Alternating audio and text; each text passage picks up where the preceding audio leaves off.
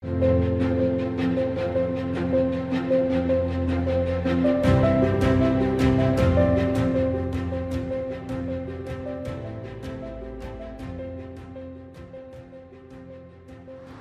très longtemps, ONU Femmes était connue comme étant une institution qui donnait justement des subventions, des grants à beaucoup d'associations de femmes, ce qu'on appelle la machinerie genre.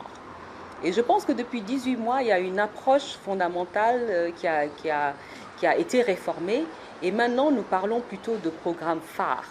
Nous avons ce qu'on appelle les flagship programs, et dont un des plus importants est un flagship dans le secteur de l'agriculture. Comme vous le savez, plus de 70% des femmes travaillent dans le secteur agricole, représentent la main-d'œuvre.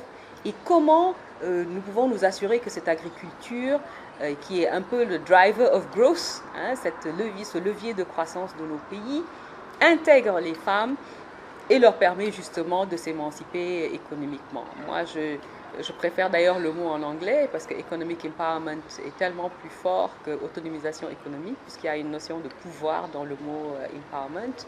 Et nos programmes sont vraiment visent justement à mettre les femmes dans les filières porteuses pour justement parler de sécurité alimentaire et surtout d'export, puisque comme nous le savons, lorsque les femmes sont autonomes économiquement, elles s'occupent mieux de leur famille, les enfants sont en meilleure santé et c'est toute la communauté qui en bénéficie. Donc notre programme sur l'agriculture de ONU Femmes est extrêmement important.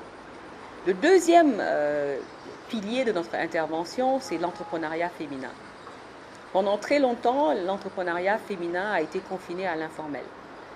Aujourd'hui, notre défi, notre rêve, c'est que le secteur privé, le secteur public jouent pleinement leur rôle justement dans cette autonomisation économique en donnant une partie de la commande publique et privée aux femmes.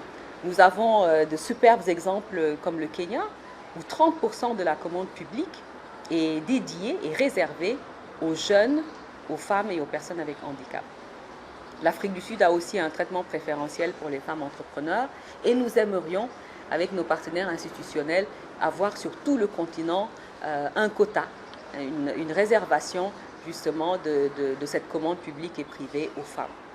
Nous pensons que ça joue un rôle structurant, transformateur, catalytique pour que justement un écosystème de PME, de femmes puisse intégrer l'économie formelle, et ONU Femmes soutient justement les États à avoir ces programmes d'entrepreneuriat féminin, ce qu'on appelle en anglais affirmative procurement.